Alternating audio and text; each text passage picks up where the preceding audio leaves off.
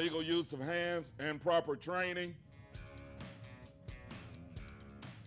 GeorgiaConstructionCareers.com has 14 different highly skilled trades with tuition-free training in our certified apprenticeship programs to train you the right way. Find your career at GeorgiaConstructionCareers.com.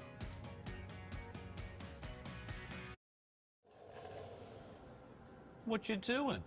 Hey, just finishing this claim to get Dave back on the road. Nice. I wonder what Dave's doing.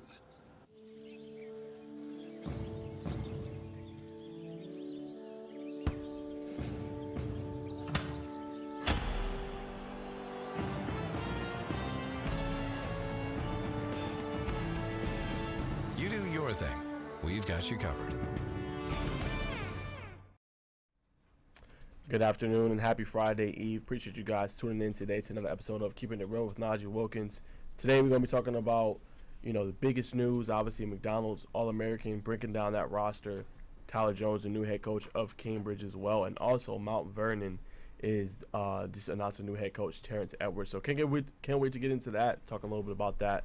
But first and foremost, man, we got a special guest on the show today. I was able to book him early this morning, Jeremy Johnson of ON3 Sports and Dawgs HQ. Man, he's a busy guy, so I appreciate him just, giving me a little bit of his time. But yeah, we're going to explore UGA, some top recruits they have, and just explore him just a little bit. And then we conclude the show with the top 10 headlines for the weekend. So without further ado, let's go ahead and bring him on. What's going on, Jeremy? What's going on, man? How you doing? I'm good, man. I appreciate you hitting me back, man. And I know you're a busy guy, man, but appreciate you coming on the show today to talk a little bit about football, man, and in the recruiting world. Absolutely, man. To be honest with you, I ain't that busy. Just, we can talk ball at any time, so. Yes, sir. Appreciate you for having me. No doubt, man. And I want to, just as an icebreaker, Jeremy, just talk a little bit about, what it is that you do. Obviously, I know, but just for the audience, things that you do on a day-to-day basis, covering covering UGA, covering the Bulldogs, kind of what does all that entail? How does that go? Oh, man. To paint the picture of Georgia recruiting as the best I can. Obviously this time of year you see guys getting new offers. I want to know who they are. I want to know where Georgia stands. I want to know how it happened. I want to know when they're coming to campus. I want to know anything I can about, their story. And, I basically, that's kind of my job, just to paint the picture for Georgia's, recruiting class for next year, the year after. Even the year after that sometimes. So that's a lot of what I do. I take my own pictures. So if you see me out and I have a camera, that's because I like to take pictures, and that's part of my job as well. I don't consider myself a talent evaluator or anything. I just see so many players that, sometimes when I see a dude that just looks like a monster, I have to say, hey, man, this dude can really play. And I tweet about it. So that's kind of the gist of my job. And, I don't really – it sounds so simple when I say it out loud, but it's a really fun day. I never wake up and do the same thing twice. So that's what I really enjoy. No doubt, man. And then I know you went to Georgia State and then you graduated from there. So just kind of talk about, how your time was there going to Georgia State. A lot of, alumni, I feel like, in the media industry went there. Matt Stewart, I know you, me as well. But just kind of talk about how that was and what was your next steps after you graduated? Yeah, I went to Georgia State. Honestly, my first choice was probably to go to Georgia. I'm from Athens, and it didn't work out that way. So I went down there, and I learned a lot about the industry just because when you go to school downtown Atlanta, there were so many opportunities. You just around it all the time. So I worked at the Signal, the student newspaper. I learned probably a lot of what I know about the industry just from doing it. We go to class and we go to school, and getting the education and getting degrees is important, but a lot of journalism stuff comes from actually doing it, because we all kind of got our preferences of how we, use our toolkit to do this job. And I think that's kind of where I was able to learn how to find myself as a reporter, just working at the Signal. And then on Friday nights, I would go get on a bus because I didn't have a car. I lived in Atlanta, so I didn't really need a car. I would go ride MARTA all the way out to, I'm trying to remember where I used to go. It was Forest Park and Jonesboro. I would get on the bus and go out there on Friday nights and write about high school games for the Henry Herald for a while. That was my first paying writing job, was the Henry Herald, and I really enjoyed that part. After that, I literally like a month before I was going to graduate, I'm gonna sit in my room because I don't really have anything to do today, and I'm gonna call literally every newspaper that I could think of calling, especially like if they're in the Atlanta area or the Athens area. I had no plan. I just said, hey, put some feelers out. I don't want to go back to Athens and not know what I'm doing next. I called this place called the Oconee Enterprise, and the desk woman answered the phone. Hey, actually, we're looking for a sports writer. I'll give your resume and your name to our sports editor. Like literally the next day, the guy called me. Yeah, we're actually looking for someone. I was like, yeah, that's what the lady said. He said, well, we want to bring you in for an interview. When can you be? I said, I can be there tomorrow. You want me to be? He said, no, slow down. So we can do it. I think it was like a month later. And so I had to sit there and think about this interview for a month, which was like nerve wracking. I went and did the interview, got the job. Probably like the next 2 weeks later, I started. I ended up being there for 5 years, 5 years, became a sports editor there. And then, I went to the Athens Banner, and within 6 months, I got the call to go to On3. So it kind of went accelerated after that first 6 years. But, I learned a lot, like I said, when I went to Georgia State, but then I learned a lot more out in the real world being a journalist.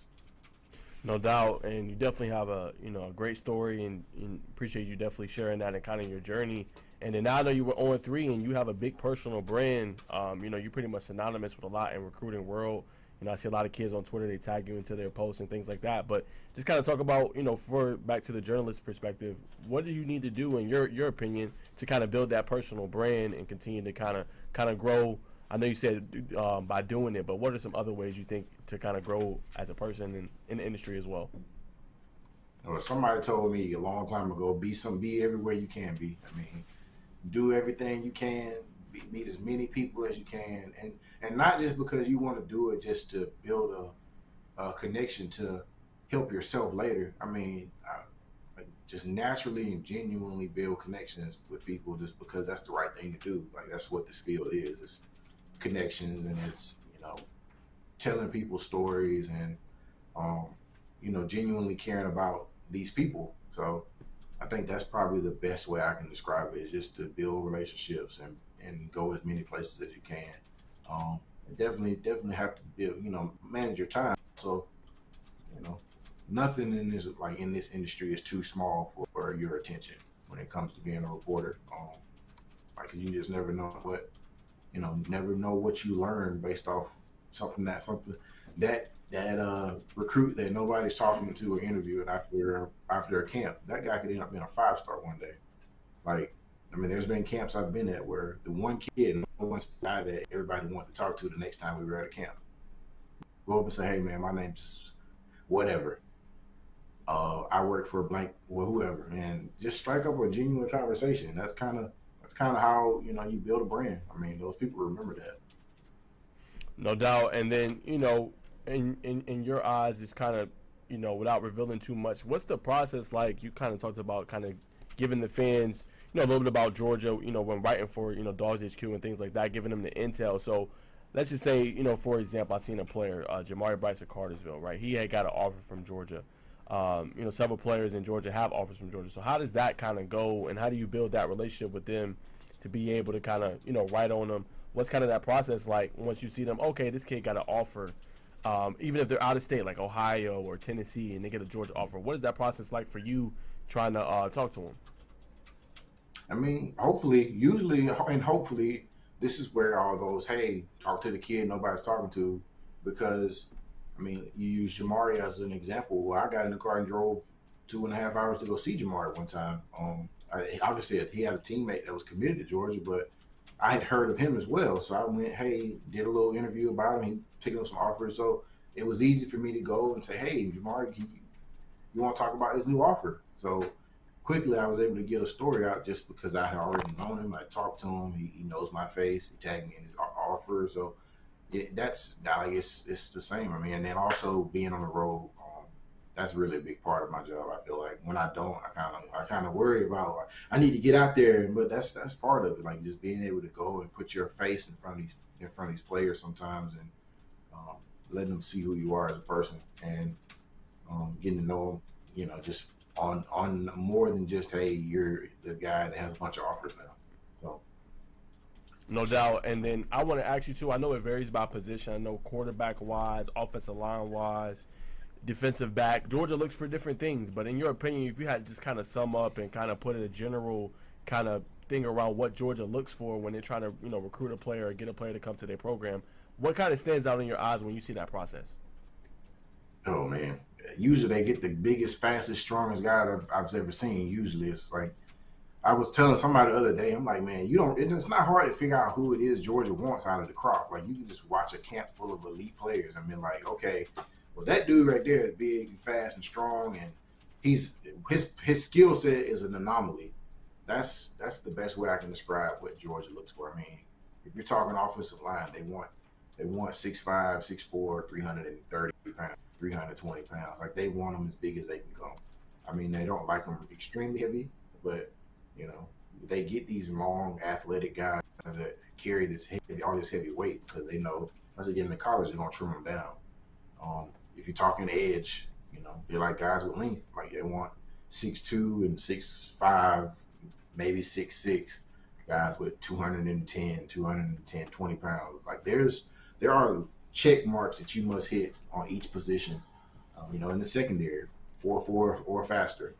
I mean, we also got to have length. Like, I don't think people really, like, that's one thing in this industry, you kind of see that, you know, it's hard to really understand the types of athletes that play for these schools. You know, now, one of my challenges for people to go to these college games, like not necessarily as a fan, just to go and see, man, how big and fast some of these people are. Like, if you want to play at the University of Georgia, by all means, that's what you want to do. But like, also you need to know what you're up against, because I mean, there's some genetic things that are hard to overcome because they're looking for a very specific type of athlete to play there, and a lot of other schools are as well. So it's not just Georgia in that matter. Gotcha. I think you give some good advice, especially with some of the, you know, these marquee programs. As you mentioned, these are guys they're going to be battling against and trying to compete for spots and things like that. So I definitely think you're 100% right. Just the college level is a different breed altogether compared to, you know, high school. But I want you to talk about one of the camps you went to. I don't want you to reveal because I'm going to ask you later just about, you know, what your plans are for the spring and summer as far as going to camps. But I know last year you went to Elite 11, so you got to see some of the top quarterbacks in the country. So talk about how that experience kind of was. What stood out to you? What were some guys that just, you know, were just off the charts, kind of, you know, knocked off a lot of boxes for you? I mean, all these, it's crazy because like you go to this Elite 11 and I believe there was 20, 25 quarterbacks. All of them are good. Like, you go and you're like, man, these guys are above anything I've ever seen. Like, we see guys on a regular basis in Georgia. We're just blessed because we have a lot of good football players in the state of Georgia that we get kind of, you know, spoiled, I would say, because we can look up and see Aaron Nolan and him doing all this great stuff. We see Juju Lewis on a regular basis do things you've never seen quarterbacks do. But like, you go to some of these other towns where some of these people are from, it's like, this dude was the guy in his region, and he came here and he's the 5th best player. So like, just seeing that part of it to me is like, oh my God, like there's some good football players, there's some good quarterbacks out here. And then also the interesting part of those camps was also you get to see the college guys as well. Like Caleb Williams was there, Michael Penix was there, Jaden Daniels was there as well. But like, they all went through the drills before the high school guys, and I hear quarterbacks say they want to start in college day one all the time. And then I watched Caleb Williams go through that thing, and it was perfection. Like, everything was just on point, and it was just, the ball just went where it was supposed to go every time. And he did it with a smile on his face. He didn't break a sweat. And then I watched these high school quarterbacks go through it, and they struggled a little bit early. Like, they didn't get it right away. So I guess my point of that is there's a difference between regular high school quarterbacks and these guys. But then there's also a jump between the elite college players and the elite high school players. I think that was probably my biggest takeaway. Just some guys that probably stood out. I mean, obviously, Julian Sayin was amazing out there. He committed to Alabama, but he signed with Alabama. He's at Ohio State now. He was amazing out there. Dylan Raiola was good out there. He's at Nebraska. Ryan Puglisi was really good too. Signed with Georgia. Aaron Nolan was another one. DJ Lagway was, like seeing what he does with the football for a guy that big and athletic. This is like, he's going to be one of those that we're going to talk about before the game even starts, about how big and strong and everything. It just looks like whoa. Like, why is a 6'6" guy, 240 pounds, able to flick his wrist and the ball go 70 yards, and then he can run you over and then run a 4 or 5. Like, he's going to be special at the next level. Like that, it's different. Like, he's a little different than the other guys. So that would probably be the 4 or 5. Another young man, Ethan Grunkenmeyer, really kind of stood out as well. He's going to stay. So these are names that nobody will know today, but in like 4 years, like these will be the guys battling at the top of the NFL draft. So I think that's a really cool part of my job, being able to know that beforehand. Yeah, that is pretty dope, and you can put people on game and tell them like, hey, this is the guy you should watch for, and then like you said, it kind of comes to fruition. But yeah, that point that really stood out to me was you mentioned the difference in the level. Like you'll see elite high school and an elite college, and you kind of see its levels to it. So that's what really stood out to me from what you said, and I think it says a lot. A lot of these kids, they, like you said, they want to start as soon as they come in, but like you said, there's kind of a learning curve too that you have with all that as well. Yeah. So I think you bring up some good points. If you had to say, Jeremy, I know you've been to a lot of the camps. Out of your career, which camp have you been to that just stood out the most? You was like, man, this talent was just off the charts, marquee talent. All levels. Like that was the place to be as far as just camp wise. I mean, anytime we go to the Atlanta Under Armour camp, because it's been in past years, it's really the Southeast Under Armour camp, because you get guys from Florida, you get guys from Alabama, you get guys from Tennessee and North Carolina and South Carolina. They all come to Atlanta camp because there aren't camps in their states, or there hasn't been in the past. So probably the 3 years of that has been like crazy. Like, I probably estimate of the guys that we've seen at that camp, we've probably seen maybe 30 guys that'll play in the NFL. Maybe a lot of those guys are now starting in college. Like, it didn't take them no time to get on the field. So, I mean, that's probably the most talented one I've been to. There was one in Florida I went to. I want to say it was in Miami 2 years ago or last year. No, it was last year. It was the Under Armour camp in Orlando, and like this guy Eugene Wilson showed up. No, he literally had no stars at the time. I think he had an offer from maybe like 1 or 2 schools. Georgia and Alabama offered like the day before the camp, and then Florida offered like the day after the camp. But he went and he was like he was the most dominant player I've seen out of camp, probably in my time. I haven't done this in a long time, but like I vividly remember him just destroying everybody. And Lord, my whole that dude, he was Florida's #1 receiver almost as a freshman this year. So that's probably one that really stands out. Just individual camp. I don't think the depth of the talent was as big as the Atlanta schools. I mean, Atlanta UA camp, but that's probably that was a crazy one for sure. No doubt, man. And then I want to ask you too, just in terms of recruiting, I've been listening to a lot of spaces with college coaches and players as well. And recently, I'll just get your thoughts on this. Tay Harris recently decommitted from Georgia, from Cedartown, but Kirby Smart goes out and he goes on his helicopter to visit him like the next day or the day right after that. In your opinion, how important is it for college coaches to be in constant communication with these guys, or just to kind of continue to kind of water that relationship, just so you don't see things that obviously it's still early. He got to go through spring and summer for Tay Harris, but how important is that kind of watering that relationship and keeping it keeping the constant communication, you think, in terms of both on the player side and on the coach's side, just to kind of make sure they're on one accord? Yeah, yes. It's vital because, I mean, there's times where you can't get them on campus. I mean, so you got to make sure you're in communication, because these guys hear a lot of different voices. Like, they hear their families' voices, they hear their coaches' voices, they hear their trainers' voices, they hear whoever it may be. Like, they hear a lot of stuff. So if they don't hear your voice, eventually you stop being thought about. I do think it's like that's probably the most important thing. Like, when I talk to recruits, how much are they talking to me? It's like one of the first things that come out of their mouth. What's the relationship like? You know, how much of a priority am I in their eyes? I mean, and that can be, and vice versa. The coaches can use that as a message of where you are. Like, if you're not being communicated with, your offer probably isn't like one that's of priority to them. I mean, that's the way it goes. There's two ends of the spectrum. We either communicating with you on a regular basis or we're not. I mean, that kind of tells you what you need to know. Don't come here if I haven't talked to you in a year. That means your offer is something that we're willing to, you can commit to right now. So, yeah, I mean, that's definitely vital. You know, programs like Georgia do a really good job at, not only communicating, but then also doing stuff like going to the schools with the helicopters and all that. That definitely shows a little bit of, what we think of you, No doubt. And I want to ask you that, Jeremy, just to expound a little bit on that point. How important do you think that reality is for players? Because as you just mentioned, school might not be in contact for a year, but a lot of things I'm seeing floating like, hey, is this a committable offer? I think a lot of kids, they'll have it, they'll tweet it out, which is great. But what I've from her, the last couple of weeks, just like they'll have other guys. So, like, I'll just give you an example. Like a quarterback, right?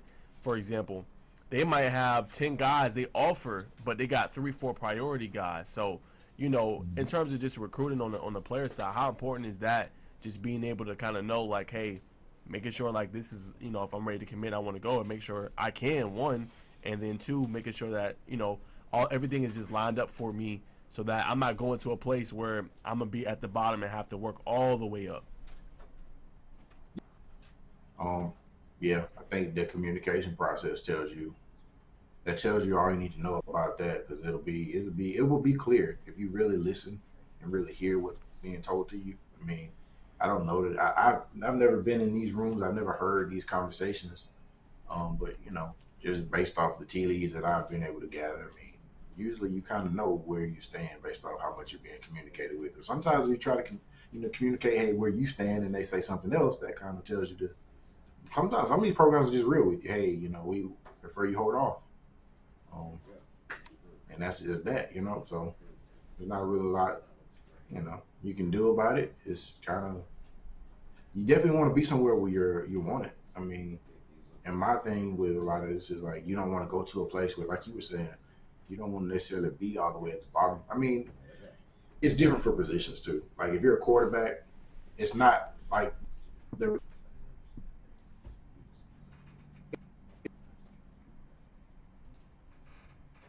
it's confidence in this guy. Whereas if you sit for 2 years and you play well, you're the guy for 3. So, but if you want to get out there as fast as possible, go somewhere where you're gonna play. Who wants me the most? I can easily transition this position from high school to college and be successful. So, that's kind of a conversation and hey, pay attention to what's going on around you type of thing. That would be my, advice on that end for guys like that have no that doubt. Situation come. Yeah, no doubt. Appreciate you sharing that too, Jeremy. And I wanted to ask you too, just in terms of this class, right? We got 25 class. I know a lot of coaches now are going to go see them. Who are some guys? Just name a few guys without revealing too much. Just that Georgia's high on. And how does the landscape look for the 26 class who are rising juniors? Are they recruiting that very heavy, or is their kind of focus just kind of strictly on 25s? How does that look too? And who are some guys they could be high on for 26 class? Yeah, I mean the 2025 class is in the state of Georgia is huge because you got guys like Juju Lewis now. It was a 25 guy. You got Zayden Walker at Schley County, 5-star linebacker. Elijah Griffin down at Savannah Christian Prep, another 5-star. The guy at Westlake High School that we see a lot in the Atlanta area, Juan Gaston, offensive lineman, and then Travis Smith is somebody that's really high on their board. Big receiver over there at Westlake. Those are David Sanders out of Charlotte, Providence Day, offensive lineman, one of the best in the country, if not the best lineman in the country. There's another one that's really high. As far as the 2026 class, I think they are, starting to put together a board of guys. I mean, there are a lot of guys that have offers already, but this summer will tell the tale for a lot of them. They'll come in and camp. They'll run. You'll be able to see them work out and move around a little bit. So they will go through an evaluation process. And some of the guys that may have had offers early may not be the guys that they end up being priority later, as as September and August roll around, where they can have that contact with the coaches on a regular basis. So, that they still have to go through that evaluation period, and then they'll play their junior years, and that'll be, a lot of what happens. They'll come in at the first of the year, and then you'll start to see what we're starting to see with this 2025 class. So you're starting to see who the real guys are for them.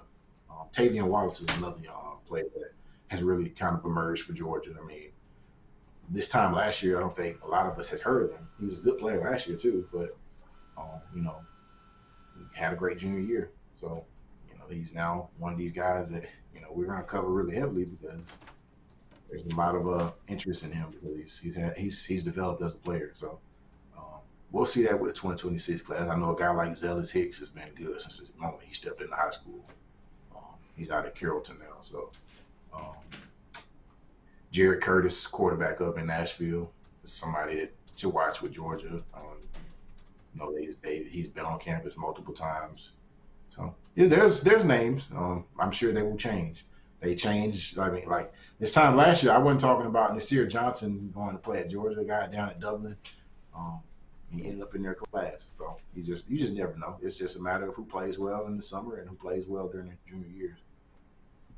No doubt. And then, speaking of just, what's kind of your plan, Jeremy, as far as the camps go for, this spring and summer? I know you're going to Under Armour next, but any other big camps you got set up that you're trying to go to just to kind of see some of this elite level talent all across the country? Yeah. I mean, I'll be down in Fort Lauderdale Saturday. I'm going to Miami. It's supposed to be one of the most, like this is being billed as one of the most competitive 7-on-7 tournaments of the year, and it usually is. It's like the first tournament of the year where everybody kind of gets to come out and stretch their new teams around. So I'm sure we'll see a lot of big elite talent there. Obviously, UA Atlanta is up, I want to say the 17th or 18th or something like that in February. I may go to the one in Florida. I'm not 100% sure of that, in Orlando the week before that. So I'll be around. I mean, it's kind of depends on what pops up here in the next couple of weeks, but excuse me. Yeah, my plan is to be on the road a lot, so we'll see. I don't really know a schedule up until like a week ahead of time a lot of times. So if anybody has anything that they know is happening, please let me know. I'm always open to come and do whatever. So no doubt, man. And then just real quick, if you can talk about what you do on Saturdays for Georgia. I see you be all over, you be taking pictures with the recruits, but kind of talk a little bit about that. I know there's a bunch of guys on the Dawgs HQ staff, but just what are some things they have you do on Saturdays? Yeah, that's my main job is to make sure I'm photographing the recruits. I photograph the games as well. I'm just at my own discretion. Typically after games, I start reaching out to guys via phone or DMs or whatever to be able to get in touch with them to write about their how their visit went. So that's kind of my Saturday. Usually I'm up 10 o'clock at night, trying to get people on the phone. But Sunday is the real day to talk to these guys and catch up with them. I try to give them some time after the game to get home, get some dinner and all that stuff. So that's kind of the Saturday plan for me. No doubt, man. Yeah, I definitely love your coverage, man. You always getting some of the best shots I've probably seen, man. So, in your eyes, man, I kind of want to, throw this off. You just, who in your eyes you think are some of the hottest names in just, recruiting right now as far as players, whether that's in Georgia, just nationally. Who you think are some of the hottest names right now in the sport? Are these guys that are established already or guys that I think will be stars here in the next couple months? Let's do both. I'm personally really high on Travis Smith. I think he's ranked really high for us on On3, but I've seen him in the 130s for other sites. I think he will be higher than that by the time all shakes out. Really like his game. Big guy, can run, goes up, attacks the football. That's a rare trait for a big guy to have both that. The ability to track the football, but then also have the speed to do something about it. Elias Williams, they run a wing T in County, so he doesn't get the football a lot, but his traits are just like off the charts. I mean, he's big, Guy 6'8", 6'7", jumps like a basketball player, moves like a deer. But he also has a little nasty to him, and he's willing to dominate in the run game. That's something you don't see big guys have a lot, especially guys that play a skill position. They don't really necessarily use their body like they should, and I think that's a guy that if he ends up at Georgia, he's committed to Georgia right now, he would be dominant, like a lot like what we saw with Darnell Washington. Some guys that are coming up out, I really like Thomas Blackshear down at Calvary Day. I don't feel like he gets talked about a lot, but I love his game as well. Very twitchy guy, big guy, about 6'1", 200 pounds, mean as heck. He attacks the football. He reminds me a lot of, I'm probably going to take some flack for saying this, but he reminds me, just looking at him, he reminds me of George Pickens. His demeanor, Really? the way he plays, the way he attacks the football. It's like an acrobat, watching an acrobat play receiver. So there's a lot of names. Also is a player. Edward Coleman, also known as Duke Coleman. He's played some of his past. He's one of those. I was kind of pushing the mind of Deebo Samuel. He's a smaller guy. He's about 5'11", maybe 6 foot, but he can do everything. Very physical, runs through tackles once he gets the football in his hands. So that's another guy that I think that, school, whoever gets him will get a really good football player that'll play a long time. I'm trying to think of a guy that hadn't really blown up yet that I think will. I don't know. I'm stumped on that one. I don't know. I don't really know. Kamari Farmer from Carrollton is a running back that I really like. He started picking up some offers, but I feel like once he gets on campus and runs for people, he will explode even more. Had a really good year. He ran for about 1,500 yards as a sophomore, and I don't know that he was supposed to be the guy this year. I know Bryce Hicks got hurt. Take the role on it literally. So I think this year will be his year to kind of be that big time recruit. So he's one that I got my eyes on just locally. We'll see over the next couple of weeks. If you ask me this again in 2 or 3 weeks, once I get to some of these 7-on-7 and camps and stuff, we'll probably have a few more names for you. So that's kind of where I'm at right now. Sounds good, man. Well, I got two more questions. I'll let you get out of here, man. One, I want to build off what you just said. I wanted to talk about Carrollton a little bit. I just want to get your thoughts on, Juju Lewis reclassifying to 25, your thoughts on that. And I called them a starting 5 on offense, with just the players they got now, right? Zealous Hicks, you got Peyton Zachary, you got Juju, you got Kamari Farmer, who you just mentioned, and then Ryan Mosley, I think, is a guy that I could potentially see blowing up. Like, that name is kind of, it doesn't have high buzz, but I think that's a name that could generate a lot of buzz with just what he's able to do. And he's going to be one of those leading receivers next year for the Trojans. So just what's your thoughts on Juju reclassifying and that talent they got on the offensive side of the ball? Yeah, they got I mean,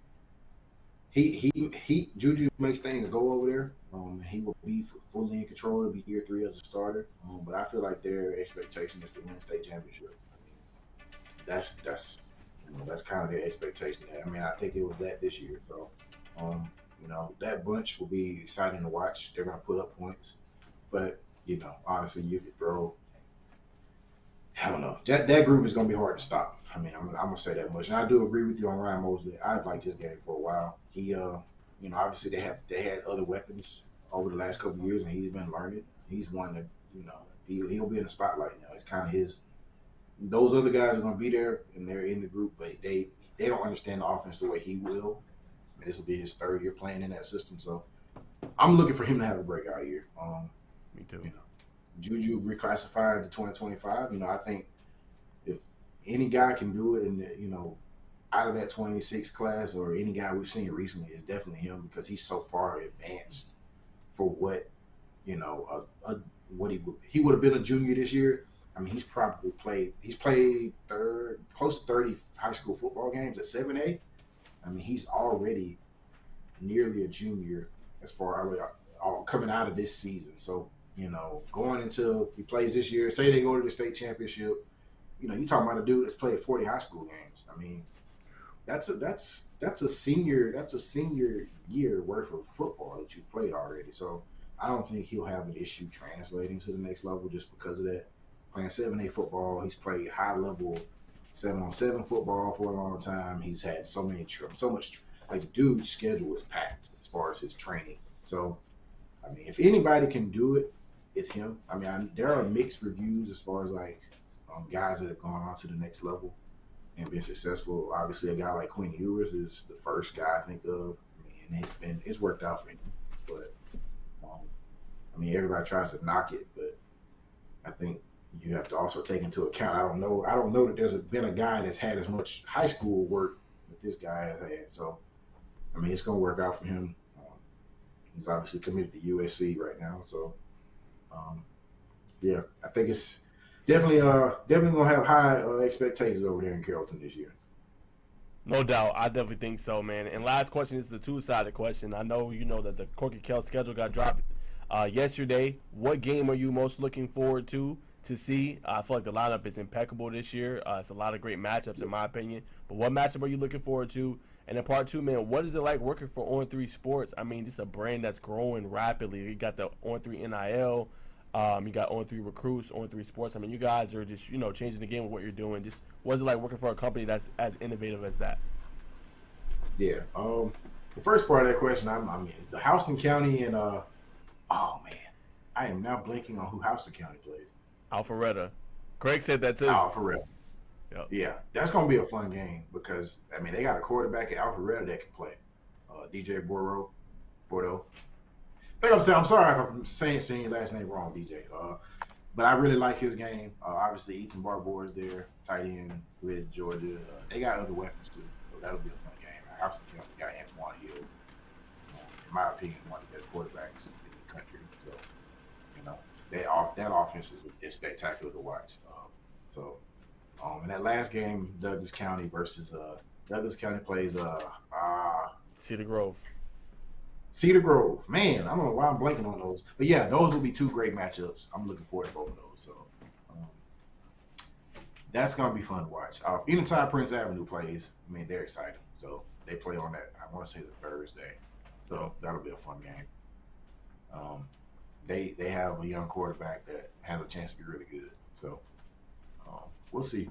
That event. That's one of my favorite events every year, just because it kicks off the football season, but it's then Mercedes-Benz Stadium, and you get to see a lot of the people that you haven't seen in a while, and it gets the season going. So I'm always excited about Corky Kell.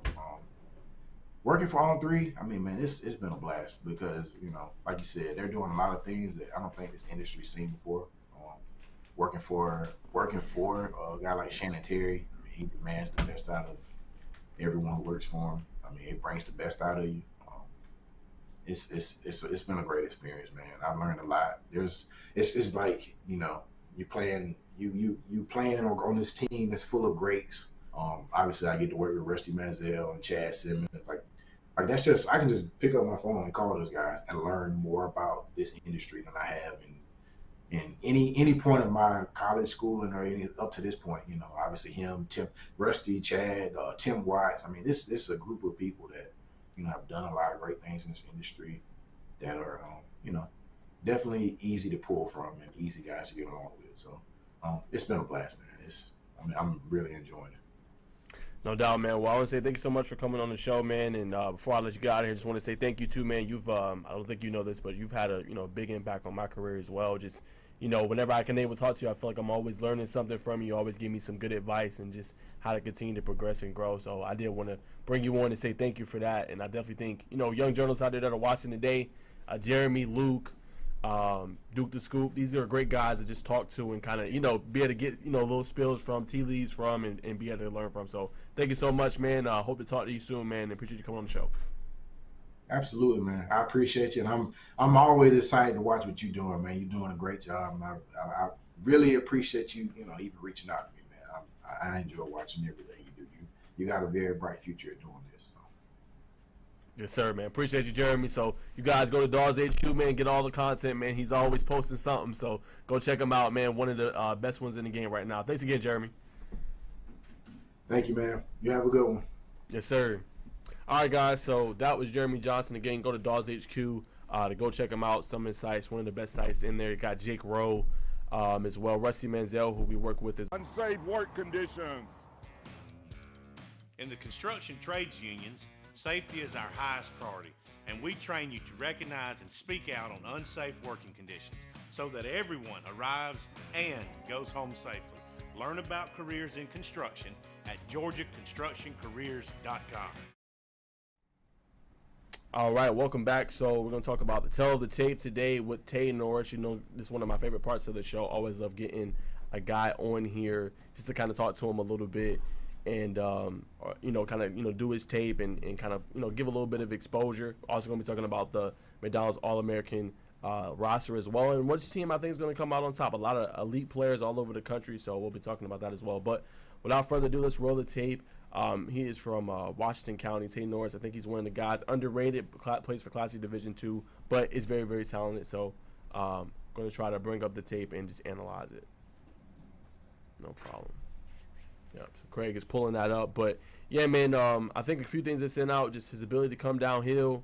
He's very hard-hitting, in my opinion, and he's able to play coverage very, very well. You're going to see multiple PBUs, interceptions, and things like that.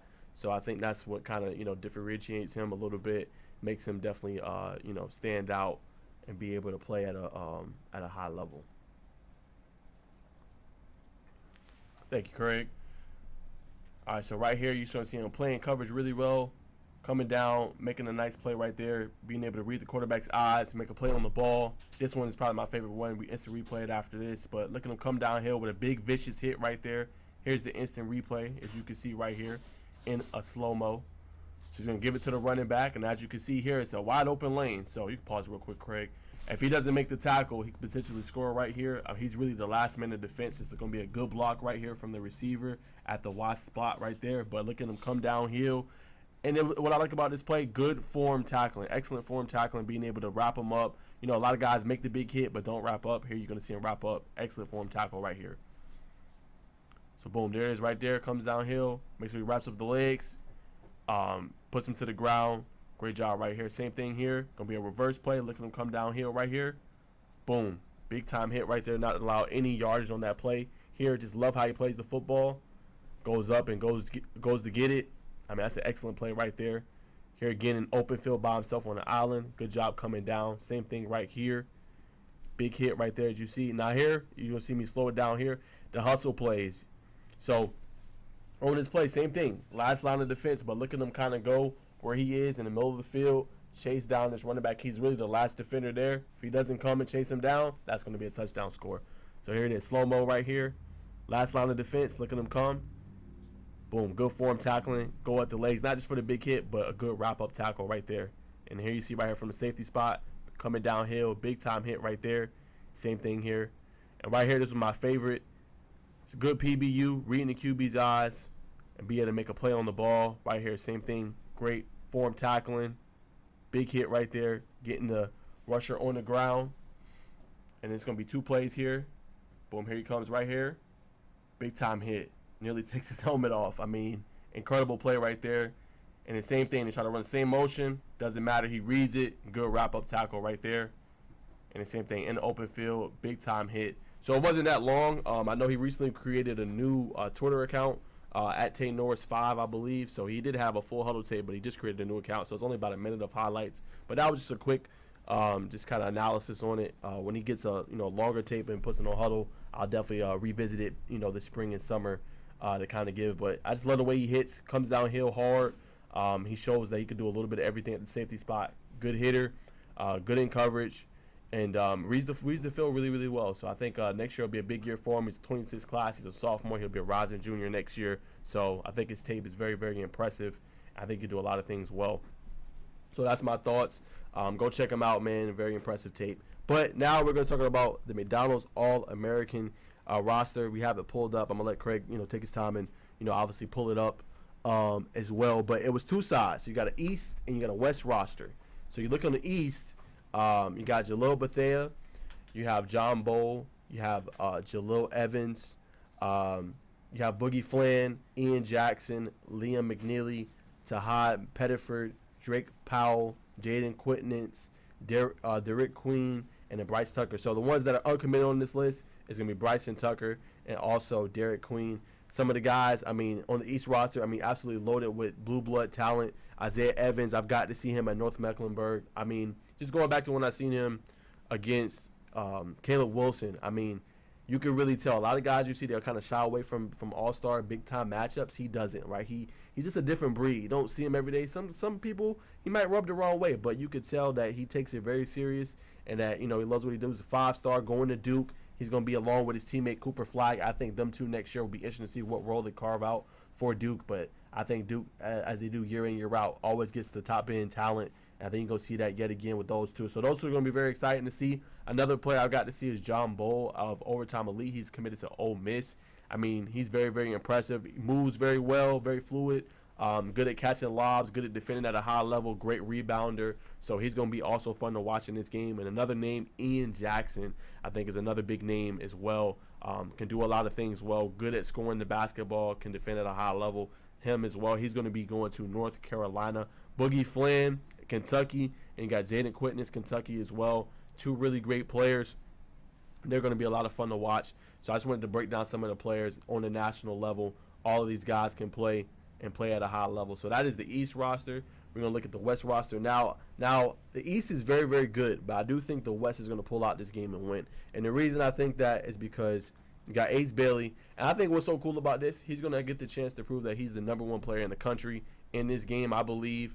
I mean, guys, go back and look last week. He had 33 points on 4 dribbles. So that's a guy that doesn't need the ball in his hands. A lot of times you see guys got to dribble in order to get themselves open. He's barely touching the basketball, and he's still scoring at a high and efficient level. So I think that says a lot about him and his game. And I think he's going to get a chance to prove that. He also will be playing for the USA Olympic team as well in the summer at the Nike Hoop Summit, along with head coach for Pace Academy, Sharman White, who will be coaching also at McDonald's All-American Game. That story is on scoreatl.com. You can go read that as well. 3 coaches from Georgia is going to also be in attendance for that. But Ace Bailey's the one here. Another one for me is Zoom Diallo. I've got to see him up close in person for Prolific Prep. Kid can ball. I mean, they got like a dream team over there. You're going to see probably like 4 or 5 players on this list just itself from Prolific Prep. He's one of them. VJ Etchcomb recently committed to Baylor. He's also a very, very impressive player. And I think he can score at a high level. He's going to be kind of fun to watch in this game. And then also the teammates. We mentioned Ace Bailey from McEachern. Also got Dylan Harper as well. Those two went at it. It was kind of fun. They went at it in the Palms Classic. But he's going to be fun to watch in this one. And then they have Trey Johnson as well, who was formerly of Duncanville, now with Link Academy.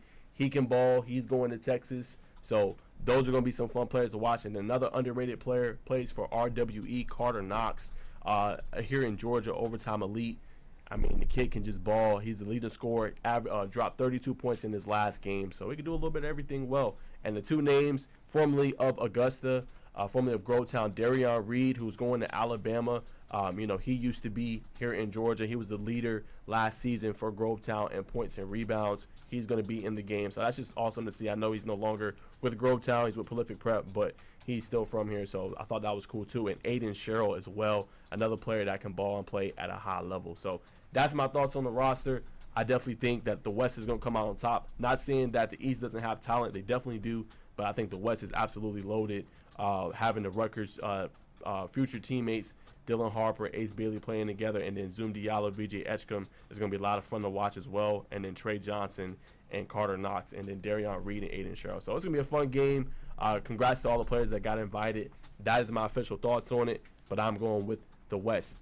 But keeping it going, we have rankings that came out yesterday. So I'm just going to react to the 7A through 4A. But basketball rankings, go to scoreatl.com to read those and kind of look at the rankings. I know Craig puts this list together, so just going to kind of take a look at it. But it looks pretty good. I mean, don't disagree with his top 2. Grayson McEachern is definitely up there. Walton, you have to put them above Wheeler. Archer's been having a really good season. I probably would put Newton a little higher. They played Grayson very, very tough. I don't know what it is, but every year Newton has a really good basketball team. They got another good one yet again. And then obviously Buford, they're going to be interesting to watch down the tail line. Interesting thing about Berkmar is they no longer have Eddie Cook, and that's kind of what made them, I thought, a potential dark horse contender. In 7A, but he transferred out. He's playing at AZ Campus Prep in Arizona. So it'd be interesting to see kind of when you look at Berkmar, how is their guard play now, because him and that 1-2 punch with him and Mekhi Ragland was one of the reasons why I thought it would be a kind of a dark horse contender.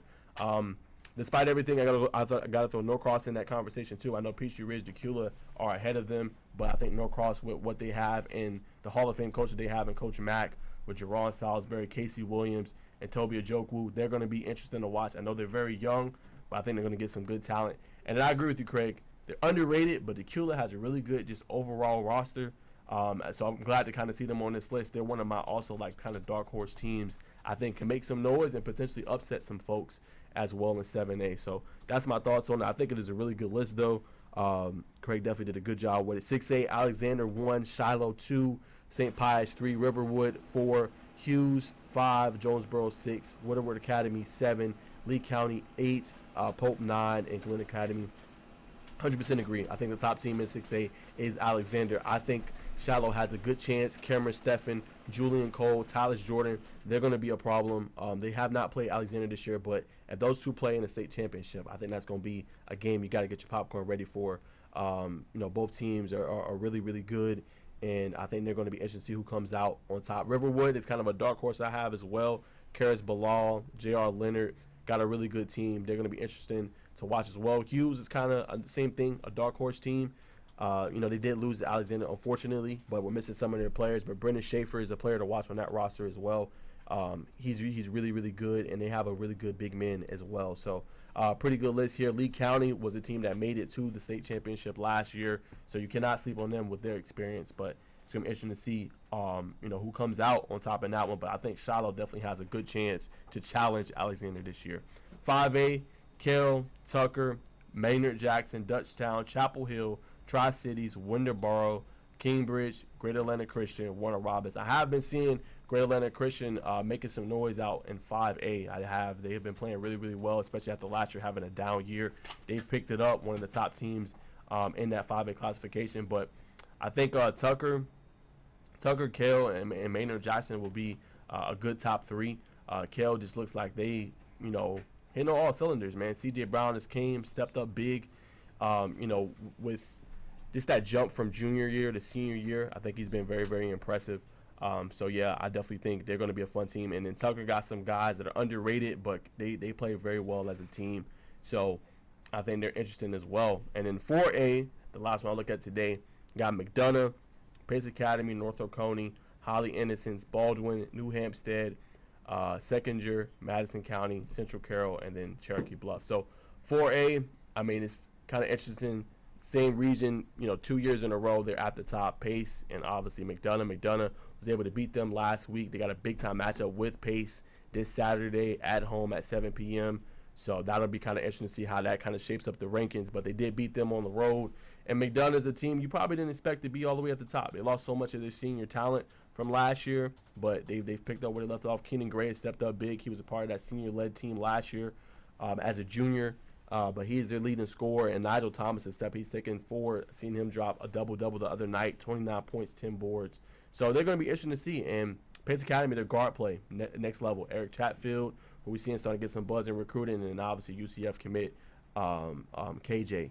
So I think it's going to be interesting to see, between those two, who's going to be the 1 seed, who's going to be the 2 seed. We're going to find out here pretty shortly. And they got a big-time bout this Saturday, so that'll be a lot of fun to watch. I agree with North Oconee. Holly Anderson is going to be interesting to see. Besides Caleb Wilson, I know they got Devin Hutcherson. Who's going to be able to step up for them? Because I feel like a lot of, especially in high-pressure moments, they're going to go to Caleb. Caleb is going to get doubled. If you guys don't know, Caleb Wilson is a 5-star player, one of the top players in the country. Got to see him earlier in the season, and they throw a lot of double teams his way. So a lot of times he has to find an open man, so they got to be able to knock down shots, hit shots, and be able to kind of spread the floor. In my opinion. But don't sleep on New Hampstead. Don't sleep on Baldwin. Those are also some great teams. So that's my thoughts on the rankings. 7A through 4A will be a lot of fun. To conclude this segment, before we get into top 10 headlines and conclude the show, I got to talk about some players, man, that have blown up in recruiting. And, you love to see it, especially some of these guys that were underrated and are now just absolutely blowing up in the football side. So one is Norcross wide receiver Jamari Harold. Guys didn't see it. He did have a big-time game in the Corky Kell Dave Hunter Classic Week 1 against Marietta last year. He was the offensive player of the game, and he was the MVP. He had 2 touchdowns in that game. He's a player I highlighted early in January, just, not not getting talked about a lot. Only held a Toledo offer then, but he's blown up in this month of January. He picked up 3 offers in one day this past week. He's up to 6 now. So he has Georgia State, UCF, Jacksonville State, Liberty, and Coastal Carolina in addition to Toledo. So one of those players, man, I think he's going to be a big part of what Norcross does next year. And he's just a guy like, if you throw the ball up to him, he can go get it. He can also, get good yak yardage as well. So he does a lot of things well. Happy to see him finally getting a little bit of attention in college, is finally, giving him offers. And then number 2, Douglas County receiver James Johnson. He had over like 20 offers before going into the offseason, but, he's picked up some major ones, recently this week in the month of January. Louisville, Miami, Tulane, LSU, Georgia State, Marshall, Oklahoma, Tennessee, Texas, USC, Kentucky, and Ohio State. So James Johnson as well. He provides that good 1-2 punch with him and Aaron Gregory on the Douglas County Tigers. And I got to talk to Aaron Gregory a little bit, and he said, man, it just feels like having, another one of him on the other side. Like, he's not really worried, and his unselfish mindset really helps them out a lot, because he's like, well, if they're going to double me, it's going to let him cook and eat. And then, if they double him, I'm going to eat. So I think they have a good 1-2 punch there on the wide receiving corps. And, James Johnson is one of those players just next level. This past season, 770 receiving yards, 497 rushing yards, 29 touchdowns, and 68 tackles. So doing it on both sides of the ball. Very, very impressive player. And the next one got to be, for me, Buford tight end Hayden Bradley. He has over 20 offers in the month of January. It's insane to think about. I mean, colleges have been knocking his door down, have been calling and blowing him up. Some of those colleges that have offered him: Oregon, Michigan, Indiana, Texas A&M, Florida, Tulane, UAB, East Carolina, Georgia Tech, Virginia, Duke, Miami, Memphis, South Carolina, Penn State, Utah, USF, Marshall, Georgia State, and Georgia Southern. So he's absolutely blown up in recruiting. Definitely expect him to probably be getting a star here pretty soon. But I remember him telling me the other night that he just remembers the coach, coming up to him. He doesn't play any basketball now. He's just naturally athletic. And the coach was like, yeah, are you able to dunk at basketball? And he was like, yeah. And then they went to the gym, went to go see him dunk, and he goes and dunks and then immediately gets an offer. So, I mean, that stuff like that is pretty cool to see. And then if you look at his tape, he does a little bit of everything. He's blocking very well down the field. He's also a force in the red zone. You give him the ball, he's able to, get a head top catch, or he's able to just take a short flat route and take it into the end zone as well. So does a little bit of everything. He's going to be a player to watch. One of the few senior leaders that will be coming back for Buford. Also got Jaden Perlotti as well and Justin Baker. But he said how serious he takes it and how he wants to, kind of polish off this senior season, for the Buford Wolves. So that's a kid that has absolutely blown up. And then the last one has been Alpharetta linebacker Ashton Moore. He just picked up an SEC offer. He broke it on X on Twitter. So in the month of January, besides the offer I'm